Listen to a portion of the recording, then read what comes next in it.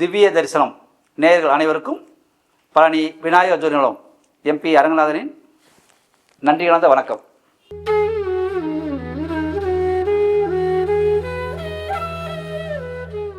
தை மாத பலன்கள் மீனம் ராசியில் பிறந்தவர்களுக்கு எப்படி இருக்கும்? மீனம் ராசிக்கு சூரியன் 11 இருக்கிறார், குரு 3 இருக்கிறார், மீனம் ராசியில் ராகு இருக்கிறார், சனி 12 இருக்கார், கேது 7 இருக்கார். மற்ற கிரகங்களான செவ்வாய், சுக்கிரன், புதன் அடிக்கொருக்க மாறிடுவாங்க, அல்லது அவங்க அஸ்தங்கம் அடையலாம், அல்லது சூரியனுக்கு முன்ன பின்ன போயிடுவாங்க. அதனால அதை நம்ம சொல்லலை. அப்போ இந்த முக்கியமான கிரகங்கள் இதுதான் சூரியனுக்கு. அப்போ மீனத்தில் பிறந்தவன் குறிப்பா பூரட்டாதி 4ஆம் பாதம், உத்திரட்டாதி 1, 2, 3, 4 பாதம், ரேவதி 1, 2, 3, 4 பாதம், மொத்தம் 9 பாதம். பூரட்டாதி குருவுடைய நட்சத்திரம்.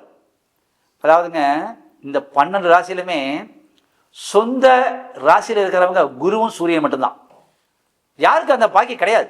எல்லா கிரகங்களும் வாடகை வீட்டில் இருக்கிற மாதிரி தான். ஆனால் மீனத்தில் மட்டும்தான் குருவுடைய நட்சத்திரம் குருவுடைய வீட்டில் இருக்கார். சிம்மத்தில் சூரியனோட ஒரு பாதம் இருக்கும். அதே மாதிரி மீனத்தில் குருவுடைய ஒரு பாதம் இருக்கும். சிம்மத்தில் சூரியன் முதல் பாதம் உத்திரம் இருக்கும். ஆனால் மீனத்தில் பூரட்டாதி குருவுடைய 4ஆம் பாதம் மட்டும் இருக்கும். இவங்க குருவும் நம்ம சூரியனும் ஒரு ஜாதகத்தில் நல்லா இருந்தால், அது குருவும் சூரியன் சேர்ந்தால் அது ரொம்ப விசேஷம். அது சிவராஜ யோகம்.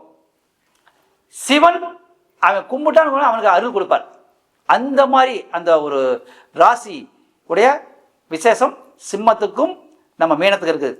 அந்த ராசியில் பிறந்த உங்களுக்கு இந்த தை மாதம் கண்டிப்பாக சிறப்பாக இருக்கும். உங்கள் ராசிக்கு 3ல் குரு இருக்கார், ஒன்றும் பிரச்சனை கிடையாது. ஏன்னா குரு ரிஷபத்தில் குரு வளையம் அப்படிங்கிறதுல இருக்கார். அப்போ குரு மீனராசிக்கு கெடுதல் பெரிய சரியாக வாய்ப்பில்லை. அப்போ சூரியன் லாபத்தில் இருக்கார். அப்போ கண்டிப்பாக அந்த மீனராசிக்காரங்க இந்த தை மாதம் சிறப்பான பலன்கள் அடைவார்கள். அப்போ குரு 3ல் இருக்கிறனால முன்னேற்றங்கள் படிப்படியாக கிடைக்கும். தொழில் முன்னேற்றம், பொருளாதார முன்னேற்றம், கொடுக்கல் வாங்கல்கள் சிறப்பாக இருக்கும். அடுத்து கேது 7 இருக்கார், ராகு லக்கணத்தில் இருக்கார். சில தடைகள் வரும். எதில் வரும்? திருமண விஷயத்தில் தடை வரும். அப்போ மீனராசியில் பிறந்தவங்க இந்த தை மாதத்தில் திருமண முயற்சியை தயவு செஞ்சு எடுக்காதீங்க, கண்டிப்பாக ஜெயிக்காது. புதிய முயற்சிகள், புதிய தொழிலை துவங்கி விடாதீர்கள், ஜெயிக்காது. தடைகள் கண்டிப்பாக வரும். முடிஞ்சளவு கடன் வாங்கிடாதீங்க. அது திருப்பி கட்ட கொஞ்சம் லேட் ஆயிடும். கட்டத்தில் இதாக பிரச்சனை ஆயிடும். கழுவுற மீனில் நழுவுற மீன் தான் அந்த மீனராசிக்காரன். அப்போ கழுவுற மீனில் நழுவுற மீன் எப்படி இருக்கும்? மீனை கழுவிட்டே இருப்போம், அது ஏதாவது மீன் பிடிச்சி பிடுங்கி போயிடும். அந்த எதுவுமே சிக்க மாட்டானது. குறிப்பாக பெண்களால் ஆதாயம் கண்டிப்பாக இந்த மீனராசிக்காரனுக்கு கிடைக்கும். மீனராசி, கன்னிராசி, ரிஷபராசி, இந்த விருச்சிக ராசிக்கெல்லாம் பெண்களால் ஆதாயம் கிடைக்கும். கண்டிப்பாக அவங்க மனைவி அல்லது அவங்க அம்மா கண்டிப்பாக வேலைக்கு போகும், அவங்களால அவங்களுக்கு ஆதாயம் கிடைக்கும். நோகாம நோக முட்டுருவான். ஒன்று. 2ஆவது விஷயம், எந்த காரியம் செஞ்சாலும் அவங்க யோசனை பண்ணி தான் செய்வாங்க. அப்போ அவங்க கண்டிப்பாக ஃபெயிலியர் ஆகிறதுக்கு வாய்ப்புகள் இல்லை. சில ஏமாற்றங்கள் இருக்கும். என்னதுன்னா நம்பி ஏமாந்துருவாங்க. இந்த மீனராசிக்காரன் நம்பிக்கையில் ஏமாந்துருவான். யாருக்கிட்ட? மனைவி கிட்ட, நண்பர்கள்கிட்ட, கூட்டாளிகிட்ட, பங்காளிகிட்ட, தொழில் பார்ட்னர்கிட்ட ஏமாறதுக்கு வாய்ப்பு அதிகம்.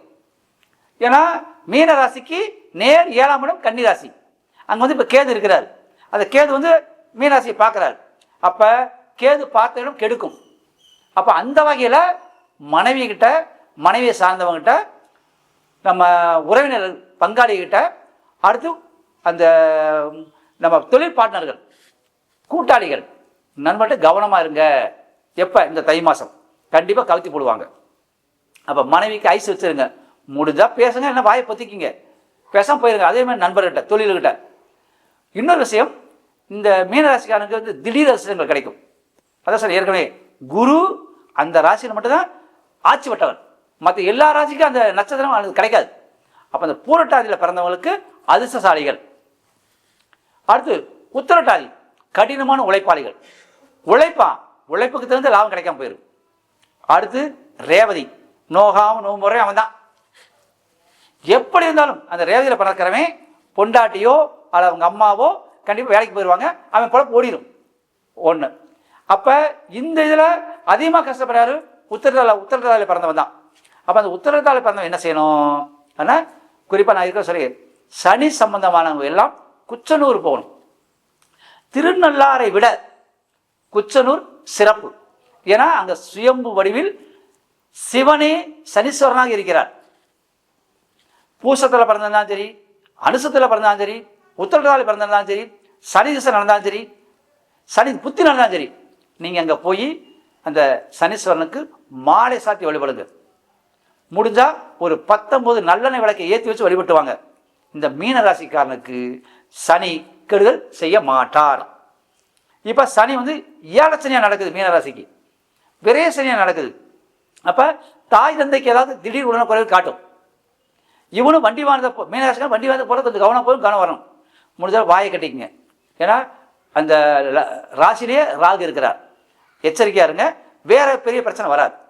மீனராசிக்காரனுக்கு இந்த தை மாதம் ஒரு 50க்கு 50 நற்பலன்கள் உண்டு. அதே சமயம் அவங்க வழிபாடு நான் உச்சன்னு சொன்னேன், அது பூரட்டாதிக்காரங்க வந்து குருவை வழிபடணும்.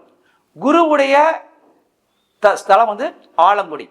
அப்போ இந்த பூரட்டாதி பார்த்தவங்க ஆலங்குடியில் போய் குரு பகவானை வழிபட்டாலும், குருவுக்கு வந்து மாலை சாத்தி வழிபட்டாலும் கண்டிப்பாக அவங்களுக்கு நற்பலன்கள் கிடைக்கும். அடுத்து ரேவதியில் பிறந்தவன் திருவனந்தபுரம் பத்மநாப சுவாமிகளுக்கு போகணும். இந்த மீனராசிக்காரன் அதாவது படுக்கை சயனமாக இருக்கிற எல்லா பெருமாளையும் போய் கும்பிடலாம். ரேவதியில் பிறந்தவன் கண்டிப்பாக முன்னேறிடுவான். எந்த பிரச்சனை இல்லை. இப்போ ஏழச்சனி ஆசிரமத்துக்கு கவலைப்படாதீங்க.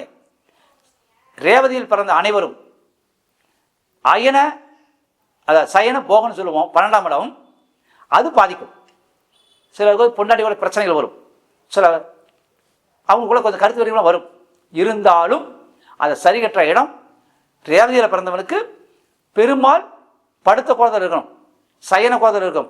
அது வந்து ஸ்ரீரங்கத்தில் இருக்குது. அடுத்து வந்து ஸ்ரீரங்கத்தை விட பத்மநாப கோயில் இருக்கிற பெருமாள் ரேவதிக்கு உகந்த இடம். ஏன்னா ரேவதி வந்து 12ஆம் இடம், நம்ம இடத்த விட்டு வெளியே போயிடணும். அப்போ நம்ம தமிழ்நாட்டுக்குள்ள இருக்கிறோம். இப்போ தமிழ்நாட்டுக்குள்ள இருக்கிறவன் கேரளாவுக்கு போய் கும்பிடணும், கேரளாவில் இருக்கிற தமிழ்நாட்டில் வந்து கும்பிடணும். அவன் ஸ்ரீரங்கம் போகணும் கேரளா இருக்கிறவன். ஆனால் நம்ம வந்து அங்கே போய் கும்பிட்டால் கண்டிப்பாக மாற்றம் கிடைக்கும். நின்ற கோலத்தில் இருக்கிற பெருமாளை விட அந்த சயன கோலத்தில் இருக்கிற பெருமாள் மீன ராசிக்காரர் குறிப்பாக ரேவதினத்திற்கு நற்பலன்களை செய்வார். அப்போ இந்த தை மாதம் மீன ராசிக்கு 50க்கு 50 நற்பலன் உண்டு.